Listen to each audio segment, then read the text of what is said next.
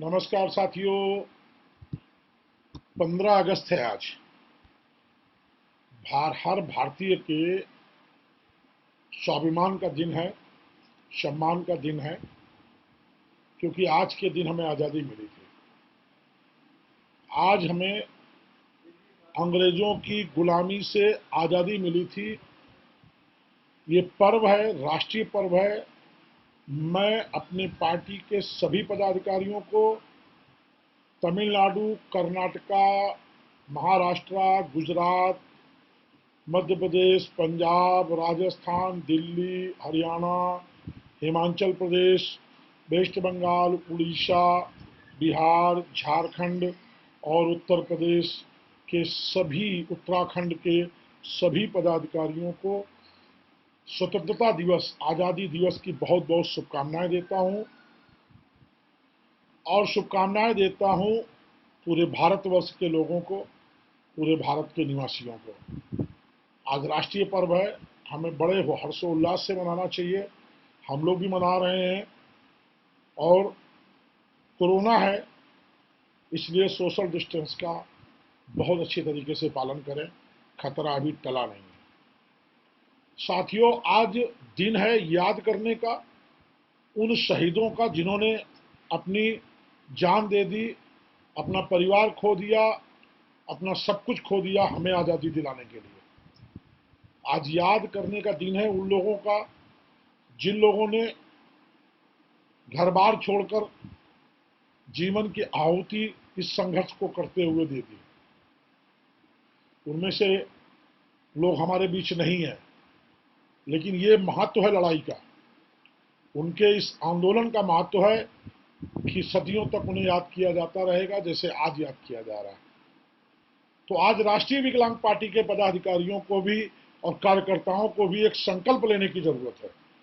आज हम इस दिन को, जब आज़ादी का पर्व है, तो हमें संकल्प दिवस के रूप में मनाना चाहिए। इसलिए मनाना चाहिए कि हकीकत यह है कि आज़ादी विकलांगों के लिए वैसी ही है जैसे आज़ादी ना भी होती। बल्कि अगर हम हिंदुस्तान से बाहर अंग्रेजों के जो देश हैं उनको अगर देखें, विकलांगों की वहाँ पर मिल रही सुविधाओं को देखें, तो हमें लगता है कि हमारे लिए वो ज़्यादा अच्छे लोग थे। ये मैं इसलिए कह रहा हूँ कि जब से देश आज़ाद हुआ है तब से लाल किला की प्राचीर से प्रधानमंत्रियों के द्वारा सिर्फ झूठ बोला जा रहा है। झूठ के अलावा और कुछ नहीं बोला जा रहा है। बड़े बड़े सपने दिखाए जाते हैं, बड़ी बड़ी घोषणाएं की जाती हैं, लेकिन जमीन पर 1% भी नहीं उतरती है। ये मुझे इसलिए कहना पड़ रहा है। आपको याद है, आप जानते हो कि इस देश में हर सरकार सिर्फ गरीबों के नाम पर बनी है। जितनी सरकारें आज तक बनी हैं, जितने नेता आज तक पैदा हुए, सबने गरीबों के नाम पर वोट मांगे हैं और गरीबों के नाम पर सरकार बनाई है। लेकिन गरीबों की स्थिति क्या है, कोरोना ने, इस आपदा ने दिखा दिया है। तनिक भी संवेदनशील व्यक्ति रहा है तो उसके आंखों में आंसू आए हैं, उसका दिल रोया है। करोड़ों लोग सड़क पर, रेल की पटरियों में कटकर मर गए, सैकड़ों किलोमीटर, हजारों किलोमीटर पैदल चलते हुए मर गए। आज उनको भी याद करने का दिन है। वो इस देश के निर्माता हैं, मेहनती हैं, मेहनत कश लोग हैं। तो अगर हम आज़ादी की आज आज जो है आज़ादी दिवस मना रहे हैं और शहीदों को याद कर रहे हैं, तो हमें उनको भी याद करना चाहिए। कम से कम मैं तो उनको याद कर रहा हूँ, राष्ट्रीय विकलांग पार्टी उनको याद कर रही है, जिन लोगों ने इस घटिया सरकारों के द्वारा आश्वासनों के बल पर अपनी जिंदगी खपा दी। और जब एक मौका आया तो 3 महीने, 2 महीने, 1 महीने तक सरकारें इनका पेट न भर पाई और इनका विश्वास न जीत पाई। क्या फायदा है ऐसी सरकारों से? इन सरकारों ने सिर्फ लाल किले से झूठ बोला है, आज तक झूठ बोला और झूठ बोलती आ रही है। संकल्प लीजिए कि अब इनको झूठ बोलने से हमें मना करना है, हमें रोकना है और ये सच बोले इसके लिए विवश करना है। संकल्प लीजिए कि हमें आने वाले सालों में एक ऐसा इतिहास बनाना है, एक ऐसा संगठन खड़ा करना है, एक ऐसा सरकार बनवानी है देश में जो लाल किले से सिर्फ सच बोले। भले ही आश्वासन ना हो, लेकिन भरोसा होना चाहिए। ये आश्वासन पर काम अब नहीं चलेगा। आश्वासनी चल रहा है 20 सालों से, 50 सालों से, 70 सालों से। हर कोई आता है अपनी भाषा में एक आश्वासन देकर चला जाता है। किसी चीज की कोई लिमिट नहीं है। लाल किले से आंकड़ों पर झूठ बोला जाता है, लाल किले से गरीबी पर झूठ बोला जाता है, लाल किले से किसानों पर झूठ बोला जाता है, गरीब महिलाओं विधवाओं पर झूठ बोला जाता है, विकलांगों पर झूठ बोला जाता है। बल्कि मैं तो कहता हूं विकलांगों का तो लाल किला से नाम ही नहीं लिया जाता है। सिर्फ बड़े बड़े वादे किए जाते हैं, अब ये होगा, अब वो हो गया, ये हमने कर दिया, वो कर दिया, लेकिन जमीन पर नहीं होता है। आप देख चुके हो जब वो पत्रकार लोग, जिन पत्रकारों ने इनकी झूठ का जो है वो सच खोजना शुरू किया, उनको नौकरियों तक से निकलना पड़ा, क्योंकि चैनलों पर इनका अधिकार है। इन्होंने चैनलों पर दबाव डाला कि उनको हटाया जाए।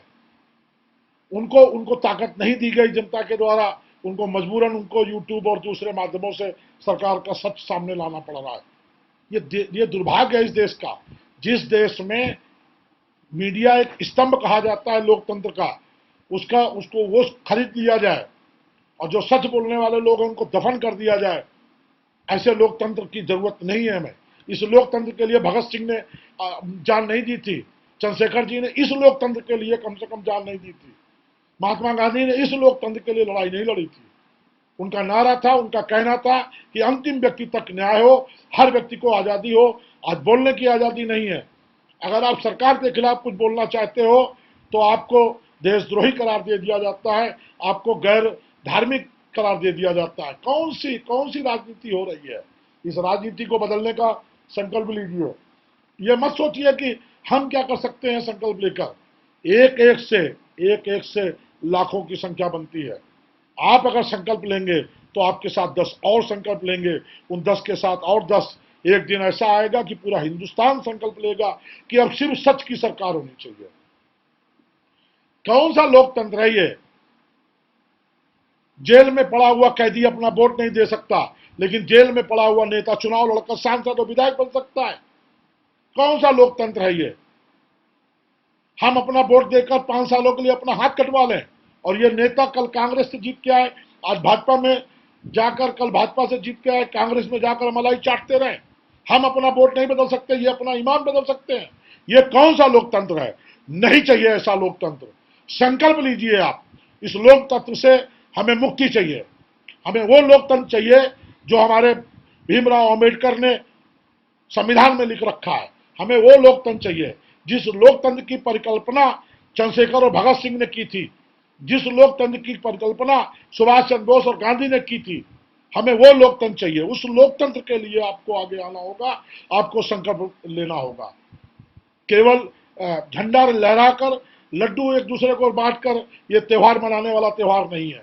ये आज़ादी के उन सपूतों को याद करने वाला त्यौहार है, और जब उन सपूतों को याद करते हो तो फिर उनके विचारों को भी याद करना पड़ेगा आपको, और उन विचारों पर चलने के लिए आपको संकल्पित होना पड़ेगा।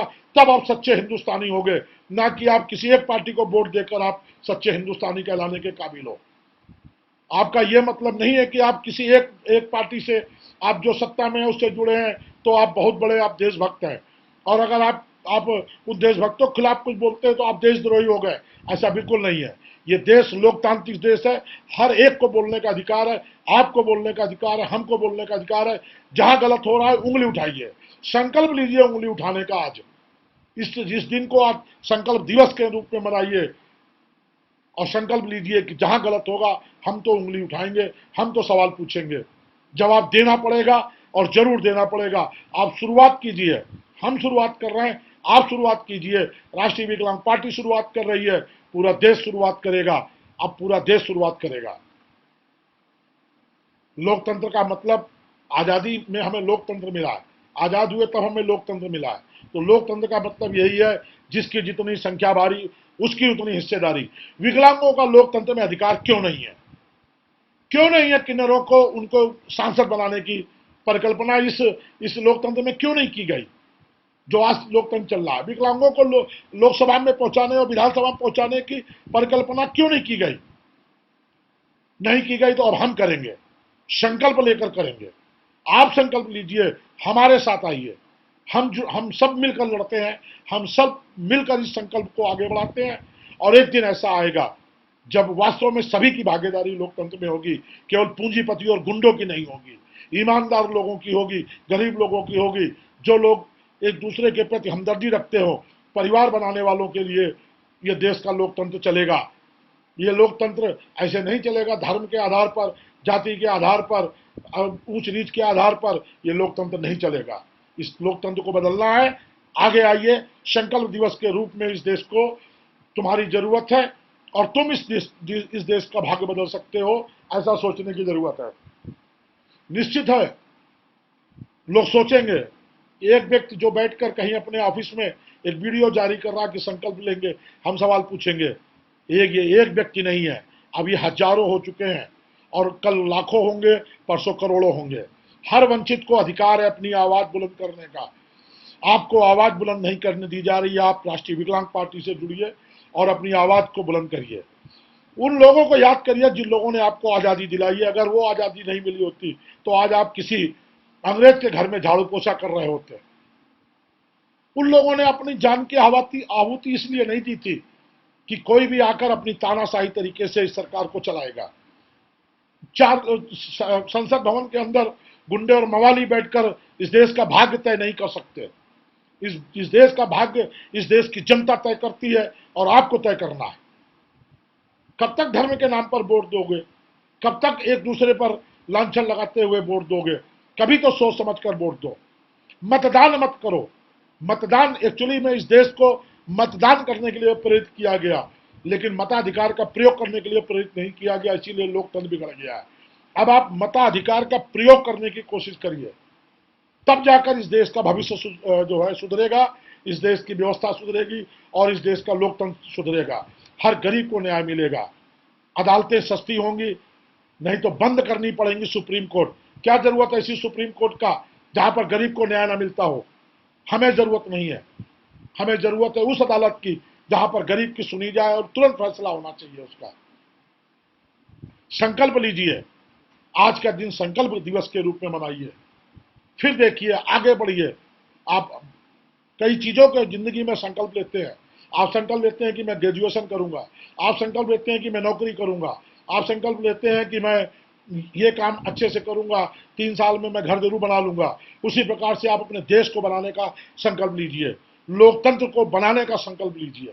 जो लोकतंत्र की परिकल्पना हमारे शहीदों ने की थी, उसको आगे बढ़ाने का संकल्प लीजिए। तब देखिए देश कहां जाएगा। अब आप देश के हिस्सेदार हैं। अगर आज आप उठकर खड़े नहीं हुए, अगर आज आपने आवाज नहीं उठाई, तो आपकी पुश्तें आपको माफ नहीं करेंगी। गरीबों के नाम पर सरकार बनती है और गरीब गरीब होता चला जा रहा है, रईस रईस होता चला जा रहा है। नहीं चाहिए ऐसी सरकारें। बदल दो ऐसी सरकारों को। संकल्प लेकर खड़े हो। आने वाला 15 अगस्त जो अगले साल 2021 में आएगा, तब तक इस देश की भाषा, इस देश की परिभाषा बदल जानी चाहिए। ये संकल्प लीजिए, तब जाकर हमें सही ढंग से लोकतंत्र में जीने का अधिकार मिलेगा। हर एक की बात सुनी जाएगी, हर एक की बात मानी जाएगी, तब जाकर हमारा अधिकार मिलेगा। मैं एक बार पुनः आप सभी लोगों को इस लोकतंत्र के पर्व को मनाने की बहुत बहुत शुभकामनाएं देता हूं और उम्मीद करता हूं कि आप संकल्प दिवस के रूप में मनाएंगे और अपने लक्ष्य को निर्धारित कर आगे बढ़ेंगे। बहुत बहुत धन्यवाद। बहुत बहुत धन्यवाद।